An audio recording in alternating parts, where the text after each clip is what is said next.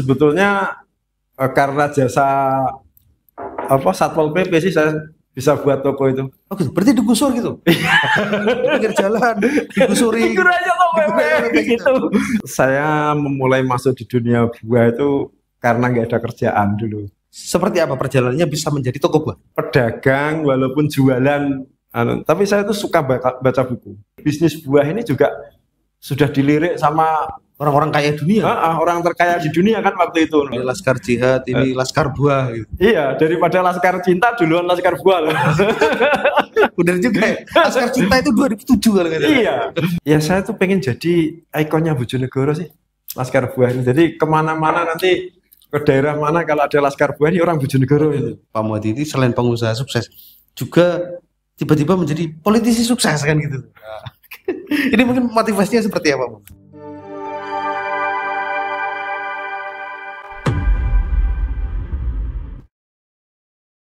Selamat datang di Radar Bojonegoro Podcast, program yang akan mengedukasi dan menginspirasi kita semua. Hari ini kita kedatangan tamu istimewa, yaitu seorang pengusaha sukses dari Bojonegoro. Teman-teman Radar Bojonegoro ini mungkin sudah familiar dengan produk yang dihasilkan oleh beliau ini, yaitu laskar buah. Mungkin sudah akrab sekali di mana-mana di berbagai kota sudah ada toko buah yang namanya laskar buah. Siapakah pemilik laskar buah? Sekarang beliau sudah hadir di studionya Radar Bojonegoro. Selamat siang Pak Muhadi. Selamat siang. Oke Pak Muhadi, selamat datang di studio podcastnya Radar. Ini pertama kalinya Pak Muhadi akhirnya datang juga ke studio Radar Bojonegoro. Oke Pak Muhadi, kita langsung saja Pak Muhadi. Mungkin bisa diceritakan Pak Muhadi bagaimana Pak Muhadi ini membangun bisnis buah yang bernama laskar buah ini seperti apa? Familiar sekali laskar buah itu. Sebetulnya saya memulai masuk di dunia buah itu karena nggak ada kerjaan dulu. Main ke rumah teman di daerah sini, Kapas ini, daerah Tanjung Harjo, Tapelan, Bangilan itu. Ada di situ ada salak yang sangat berlimpah waktu itu, harganya murah. Jadi belum harga kiloan, belum, masih bijian gitu. Bijian. Masih jinaan ngarannya, jadi sejinah kira 1.500 2.000 itu. Itu kapan Pak Muhadi? Tahun 2000-an, 2001. Itu masih seperti itu. Oke. Dari menjual salak terus seperti apa perjalanannya kok bisa menjadi toko buah? Apa salahnya banyak dibeli, lama-lama tertarik? Ternyata di jualan buah itu saya merasa hoki. Hoki ya. Bisa ya saya jualan buah itu. Itu salahnya siapa waktu itu? Ya, saya banyak beri gitu ya? Di situ pertama saya jual itu salahnya orang tua teman saya. Gitu, punya teman gitu ya? Iya, ternyata kok hoki, terus saya lanjutkan terus gitu. Setelah itu seperti apa perjalanannya bisa menjadi toko buah? Dulu pertama sih ngasih di pasar-pasar itu, istilahnya ngejoki pasar waktu itu. Okay. Seiring waktu ternyata terlalu banyaknya rentenir di pasar itu, akhirnya saya nggak kebayar. Jadi uang saya untuk bayar rentenir yang saya nggak kebayar. Akhirnya saya bangkrut. Oh gitu. Dari salak itu pernah bangkrut? Enggak salah. Buah juga? Sudah buah? Itu bangkrut. Pasar ya? Di pasar bangkrut. Terus saya memulai lagi usaha di pedagang kaki lima. Buah juga? Itu buah juga. Jadi di setiap sudut jalan itu saya pernah jualan di Bojonegoro ini. Oh gitu. Masih satu? Enggak, saya sudah beberapa orang gitu pakai tim sudah. Jadi modal timbangan sama sama gelaran sak gitu. Itu sudut sini. Berapa macam buah yang dijual?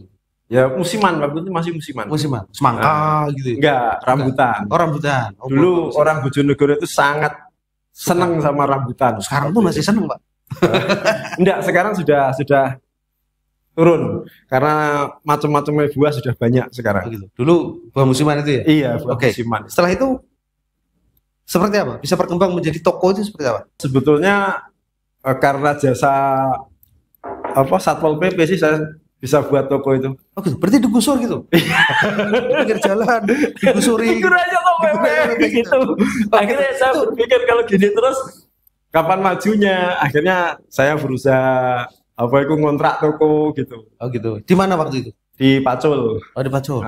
Pacul. Oh, di dekatnya itu Sebelah Jalan selatannya Kodim itu. Kodim itu, gitu. Iya, di situ. Masih sekarang ini. Nah, sama PKL-nya di sini juga. Saya mau mulai PKL-an Roame di sini. Di Ahmad Yani ini. Ahmad Yani sini dulu. Oke. Setelah itu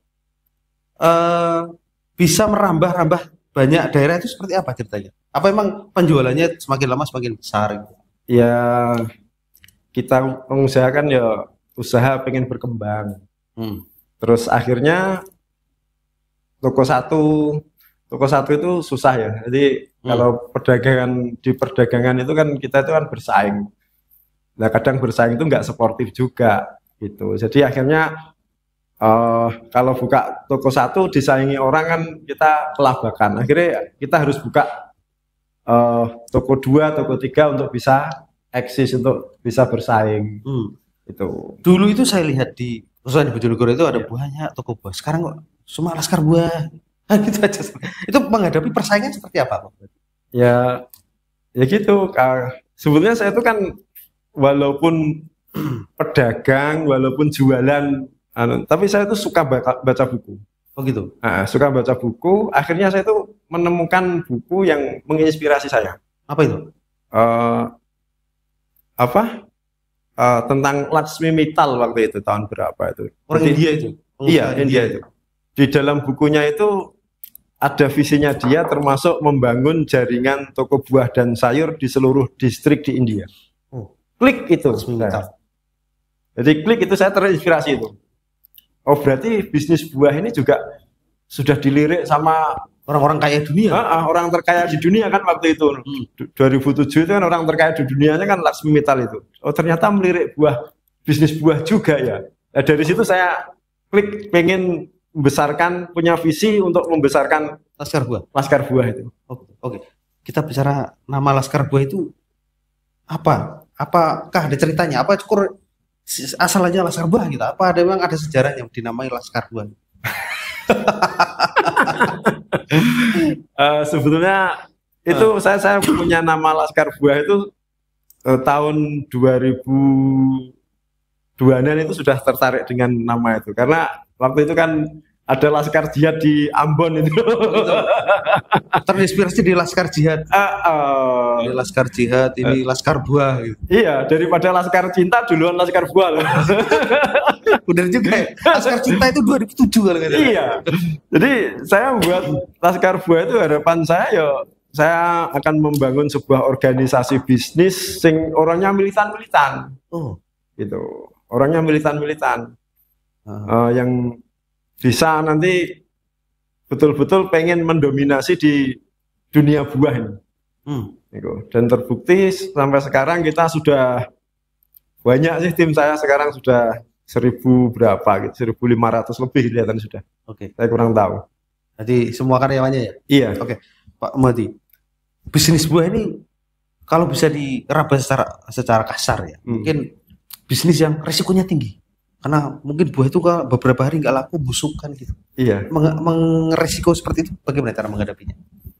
Ya, jadi karena kita sudah menekuni di situ lama kan, akhirnya kan tahu secret-secretnya di situ apa. Jadi resiko itu malah justru menguntungkan sebetulnya. Ketika kita masuki, kita pelajari, kita bisa mengendalikan resiko itu malah justru menguntungkan sekali. Bahkan jarang yang berani masuk di sini. Pemodal-pemodal pun iya risikonya tinggi kan. Gak berani. Mungkin jangan kolak 1 truk, ternyata yang busuk sudah berapa kilo kan gitu. Itu rugi kan? Kerugiannya seperti apa gitu? Ya tentunya ya enggak lah, sudah kita resiko-resiko seperti itu kan sudah termanage sekarang sudah. Cepat Pak. Kira-kira satu komoditas buah itu mungkin berapa hari habis gitu Pak? Mungkin. Tergantung buahnya. Kalau ada buah yang umurnya itu sehari 2 hari harus selesai, harus habis. Ada yang buah itu 1 bulan nggak apa-apa kok. Kalau kita punya cold storage. Jadi yang diminut yang resiko-resiko itu. Oke, Pak Muhadi ini mendapatkan buah dari mana aja? Untuk buah lokal itu rata-rata dari mulai Malang, Jember, Banyuwangi, Bali. Kalau salak itu rata-rata dari Jogja sama Banjarnegara itu Oh, gitu. untuk buah lokalnya. Ada nggak buah lokal yang dari sekitar, mungkin dari Tuban, dari Lamongan, dari Bojonegoro sendiri ada? Ada tapi sedikit banget. Jadi kayak belimbing, kayak jambu kristal itu sudah produk lokal. Produk lokal. Heeh. Itu bisa memasok semua toko yang ada di Pak Muhadi? Enggak. Enggak. Cuma di sekitaran Bojonegoro aja gitu mungkin. Masih sedikit sekali Hmm. yang tersedia di Bojonegoro itu buah-buahan. Saat ini Pak Muhadi, berapakah outlet Laskar Buah yang ada yang milik jenengan ini? Di semua kota? Bukan milik saya, milik Laskar Buah. Oh gitu. Ada berapa, Pak? Ada sekitar 130-an. 130. Itu di berapa kota? Ya mulai Gresik sampai Purwodadi baratnya. Gresik sampai Purwodadi yang Iya. Gerobokan itu. Iya. Apa mungkin Pak Muhadi juga akan merambah juga luar pulau? Insya Allah kita mempersiapkan timnya juga.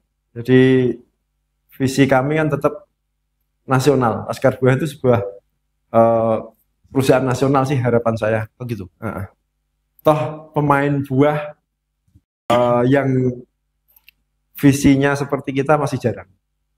Buah rata-rata kan kecil-kecilan, Iya. rumahan gitu, Pak. Uh, Begitu. Oke, Pak Muhadi. Untuk karyawan Laskar Buah itu dari mana aja? Apa emang toko itu dibuka di Lamongan, ya orang Lamongan situ, atau emang dipasok dari sini yang sesuai standar di sini gitu? Sekarang sekitar 70-80% orang Bojonegoro. Orang Bojonegoro. Iya, Berarti masih Bojonegoro. dipasok di sini. Iya. Berarti buka di Gerobokan juga banyak di Iya. Bojonegoro. Oh, gitu. Banyak. Tapi yang rekrut di sana juga. Ada juga. Uh, Atau mungkin leadernya dari sini gitu. Tetap leadernya dari Bojonegoro. Begitu. Pusatnya Laskar Buah itu di Mayangrejo, Pak ya? Iya. Mayangrejo. Mayangrejo. Kalitidu. Ini teman-teman dari mungkin belum banyak yang tahu ya kalau Laskar Buah itu asalnya dari Kalitidu. Iya. Kalitidu Bojonegoro. Oke.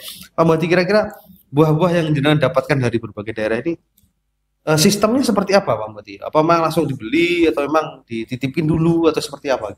Jadi kita itu sudah punya tim ya, di setiap daerah itu sudah punya tim, istilahnya apa ya, tim supplier.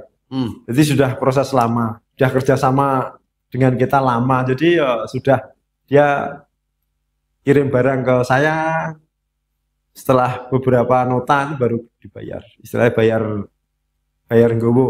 Oh gitu. Masih Bayar seperti dulu, itu. Jadi nggak, nanti bayar belakangan juga nggak apa-apa Iya. gitu.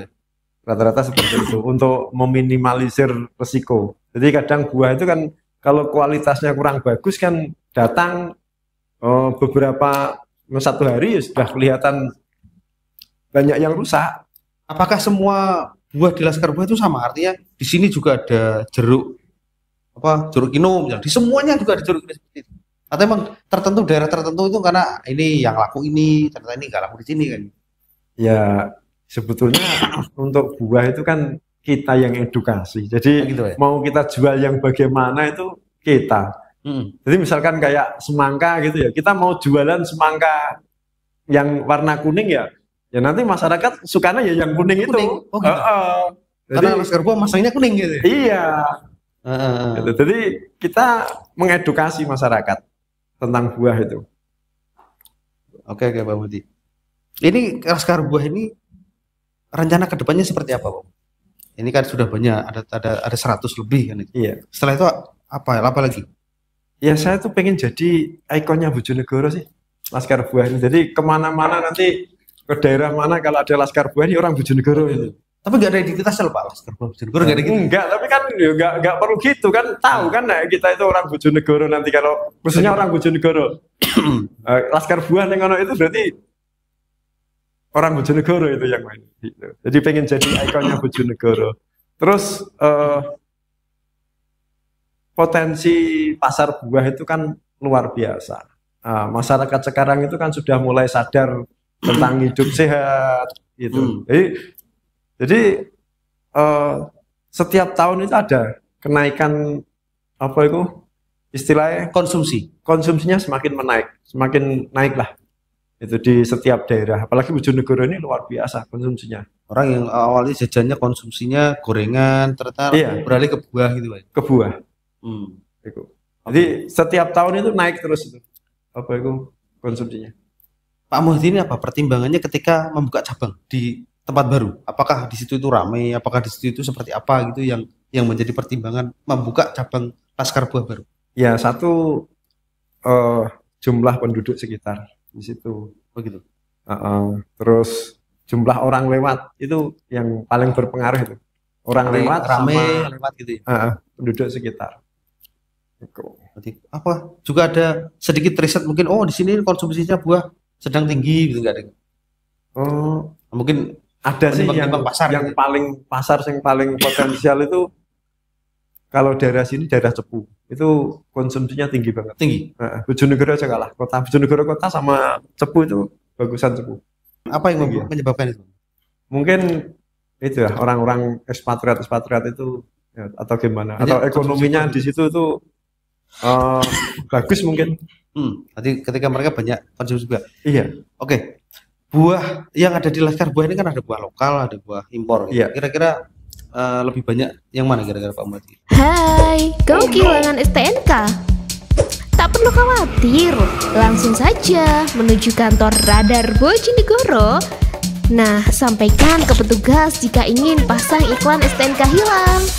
Biaya pasang iklan STNK hilang cuma Rp68.000 saja. Itu tergantung musim. Jadi buah impor pun kan ada musimnya, buah lokal pun ada musimnya. Jadi kalau misalkan musim buah impor lagi murah, itu ya yang banter buah impor. Kalau buah lokalnya lagi musim, misalkan jeruk harganya murah, kualitasnya bagus, itu ya buah lokal. Jadi bergantian gitu. Oke. Laskar Buah ini berarti secara tidak langsung ini kan berdiri tahun 2000, Pak. 2001 tadi ya? 2000. Untuk UD Laskar Buah itu baru 2012. Sebelumnya kan masih Gitu. Ya, untuk pokoknya. sak gadoe lah. Tapi rintisannya kan tetap tahun 2000 tadi. Atau Ya 2001. 2001. Iya. Sekarang sudah 20 tahun lebih, Pak. Iya. 23 tahun ini. Lumayan, 23 Pak. tahun. Berarti Pak Muhammad ini sudah bergelut di bidang perbuahan cukup lama, Pak. Apa Pak Muhammad ini juga akan berminat juga membuat kebun tersendiri gitu? Saya tuh pengen mengedukasi masyarakat untuk meningkat, khususnya petani ya, untuk meningkatkan penghasilannya lewat buah. Jadi saya banyak belajar di daerah lain seperti di Malang, di Banyuwangi, yang daerah-daerah buah itu luar biasa pendapatan masyarakat. Bahkan di Banyuwangi yang bagian yang banyak nanam jeruk itu rata-rata ditanami jeruk semua. Oh, jeruk semua. Kecuali bengkok. Bengkoknya nggak boleh ditanami jeruk kan bengkok. Iya. Jadi, pohon itu. Bahkan rata-rata dia dikontrakkan, jadi ditanam mungkin 1 tahun, 2 tahun sudah ditebas orang, dikontrak langsung di berapa tahun langsung gitu, langsung cair uangnya. Jadi kadang seperti itu juga kalau yang nggak dirawat sendiri. Oke, Pak Muhammad, ini sebelum kita beralih ke tema yang lain, kita satu pertanyaan. Kira-kira ini ada nggak mungkin saran-saran Pak Muhammad ketika mungkin ada teman-teman ini yang mau berbisnis itu seperti apa? Kalau ingin berbisnis seperti Pak Muhammad, mungkin beli yang lain lah. Tapi kira-kira untuk sukses berbisnis itu seperti apa Pak Muhammad kira-kira? Ada tips nggak dari jenengan? Yang muda ya. Yang muda. Tugas yang muda itu itu mendistrupsi. Jadi carikan cara yang lain. Carikan model yang lain. Apapun bisnisnya itu bisa dibesarkan. Misalkan bisnis. Dulu buah itu kan yang bisnis kan orang-orang tua. Dengan pola pikir orang tua. Iya, betul. Saya masuk mendistrupsi cara mainnya, mendistrupsi pola distribusinya. Jadi kita membuat plan baru, akhirnya bisa seperti ini. Nah, untuk anak-anak muda itu siapkan untuk mendistrupsi. Carikan cara yang lain lah bisnis ini biar jalan. Misalkan bisnis bisnis getuk misalnya. Carikan cara yang lain. Lewat apa? Yang dicari yang lain itu produknya atau emang sistem? Produknya diperbaiki, sistem jualannya juga diperbaiki. Dibuatkan yang bagus gitu, Pak. Yes, pokoknya distrupsi itu untuk yang muda. Jangan niru yang sudah tua, tapi niru dilakukan terus jangan. Tapi tiru bisnisnya apa, teman distrupsi. Cara mainnya dibedakan gitu, Pak. Harus beda. Nggak peduli bisnisnya apa, bisa itu. Ya. Misalkan di daerah itu ada bata gitu. Sudah industri bata. Batanya ngono-ngono wae kan nggak bisa. Yes, cari cara yang lain, mungkin dibuatkan yang lebih bagus atau bagaimana. Untuk anak muda harus menemukan itu cara yang lain. Walaupun bisnisnya sama tapi cara yang beda. Itu. Ada keunikan tersendiri. Iya. Oh gitu. Oh ya, satu lagi Pak Muhadi. Mungkin Pak Muhadi ini akan berniat nggak mungkin membuka bisnis yang lain selain itu? Sebetulnya di bisnis saya ini kan ekosistemnya luar biasa, banyak sekali sih sebetulnya. Oh gitu. Saya itu bisa jualan apa saja sih. Mulai minyak goreng. Oh iya, di Laskar Buah itu kan sekarang muncul banyak produk ya Pak? Iya. Mulai minyak goreng, ada bawang juga. Oh gitu ya? Jadi di ekosistem itu saya kewalahan nih. Oh gitu. Apa enggak itu nanti akan mempengaruhi Laskar Buah kok? Sekarang kayak minimarket kagak gitu? Justru sekarang kalau jualan buah aja nggak bisa sudah. Oh gitu. Harus apa itu pengembangan produk. Niku. Tapi namanya tetap Laskar Buah. Ya iyalah. Oh gitu. Karena orang itu bayanginnya ketika Laskar Buah ya tetap beli buah kan gitu. Tapi keluar dari situ dapatnya minyak goreng, dapat semangka, telur. Oke. Pak Muhadi, kita ke tema yang lain Pak Muhadi. Ini kan Pak Muhadi ini juga begini beberapa waktu lalu ketika pemilu gitu Pak Muhadi ya. Pak Muhadi ini selain pengusaha sukses juga tiba-tiba menjadi politisi sukses kan gitu. Ini mungkin motivasinya seperti apa Pak? Bisa diceritakan sedikit ketika Pak Muhadi ini terjun ke dunia politik. Sebetulnya saya tuh tertarik di dunia politik itu sudah lama sih. 2014 kan pernah nyalek juga dan kalah. Oh gitu. Waktu itu. Jadi akhirnya saya begitu kalah kan kembali ke bisnis dan alhamdulillah bisnis sudah jalan dan sudah ada yang menjalankan. Jadi istilahnya bisnis saya sudah apa autopilot sudah ya, jalan sudah jalan. Nah, tinggal mengendalikan apa gitu ya. Terus saya itu juga ada jiwa berjuang itu kan ada dari dulu kan saya pengen berjuang sih. Nah, kemana kita? Ya akhirnya coba-cobalah di politik, kita masuk di politik. Entah bagaimana nanti di dalamnya saya juga belum tahu. Oh gitu. Ini baru pertama kalinya Pak Muhadi ini berarti langsung menjabat jabatan politik. Ya baru kan. Belum dilantik juga. Oh gitu. Sama nyonya kemarin Pak? Iya, sama nyonya. Pak, apa enggak itu? Oh, dua-duanya jadi politisi begitu. Apa enggak mengganggu bisnis? Apa mungkin jenengan yang politisi, nyonya bisnis kan enggak gitu? Kok enggak gitu? Kok dua-duanya politisi begitu? Enggak juga. Istri saya itu kan dulu pegawai negeri. Oh gitu. Pegawai negeri pengen keluar dari pegawai negeri. Akhirnya keluar juga. Keluar kan syaratnya untuk mudah keluar itu kan nyalek. Oh. Jadi surat pengunduran dirinya itu nyalek gitu. Dengan cara nyalek ini. Oh gitu. Jadi bulan 11 itu dapat surat pengunduran diri terus daftar. Jadi prosesnya cuma 3 bulan udah kemarin nyalek itu. Oh, apa? Oh, berarti dari PNS mengundurkan diri nyalek gitu, Pak? Iya. Oh, berarti baru, Pak ya? Baru. Kira-kira motivasi Anda berdua ini apa kira-kira, Pak? Terjun ke politik? Berjuang ya, tadi? Ikut ambil tanggung jawab lah, kita itu berjuang. Oh gitu. Wah, entah bagaimana nanti, yang penting kan di politik kan kita belum tahu banyak sih politik. Cuman pengen lah ikut berjuang di situ. Oh gitu. Tapi Pak Muhadi sendiri sudah pernah mungkin dekat dengan para politisi begitu? Belum. Sudah pernah berkomunikasi mungkin dekat cerita politik itu begini pernah gitu? Ya belum juga. Saya itu kan kemarin itu kan fokus di bisnis kan. Ini kan dunia yang baru ini saat di politik itu. Oke Pak, ini kan mungkin orang itu kan banyak yang tanya, Pak Muhadi mungkin Laskar Buah itu sudah besar, tiba-tiba ikut berpolitik, apa nanti nggak mengganggu bisnisnya gitu Pak? Enggak juga, bisnis sudah jalan. Sudah jalan. Tanpa saya pun sudah jalan. Oh gitu? Iya. Jadi istilah di politik ya kita cari hiburan baru lah. Oh gitu. Soalnya bisnis itu gini, pikiran saya gini, saya itu tetap di bisnis saya itu jadi penghangat saya itu di bisnis saya.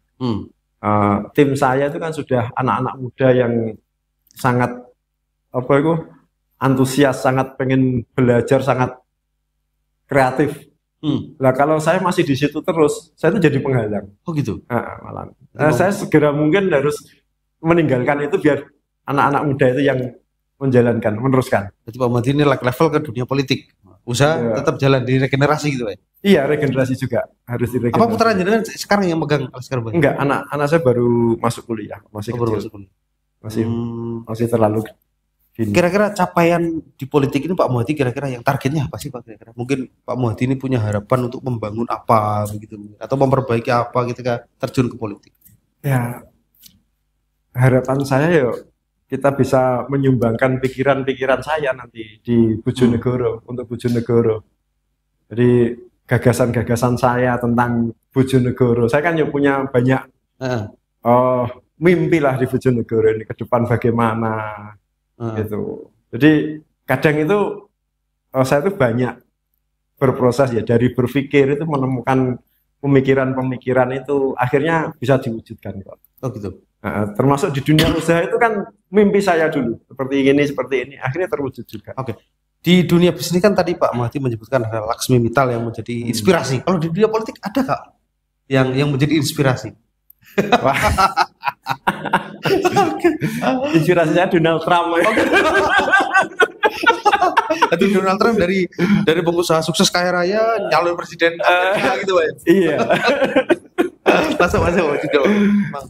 Petarung yang luar biasa itu Donald Trump. Kalah, nyalek lagi, nyalon lagi, dan diterima juga. Gitu. Iya. Oke Pak Muhadi. Oke Pak Muhadi, terima kasih banyak sudah mampir di studionya Radar Bojonegoro. Nanti semoga Pak Muhadi kita nanti bisa dilanjutkan lagi di edisi-edisi berikutnya Pak Muhadi. Ya, terima kasih semuanya. Semoga apa yang kita bicarakan tadi bisa menjadikan inspirasi kepada para subscriber Radar Bojonegoro Pak Muhadi. Oke teman-teman Radar Bojonegoro, demikian perbincangan kita dengan Pak Muhadi, ownernya Laskar Buah. Semoga apa yang kita diskusikan tadi, kita perbincangan tadi bisa menjadi inspirasi dan edukasi untuk kita semua. Assalamualaikum warahmatullahi wabarakatuh.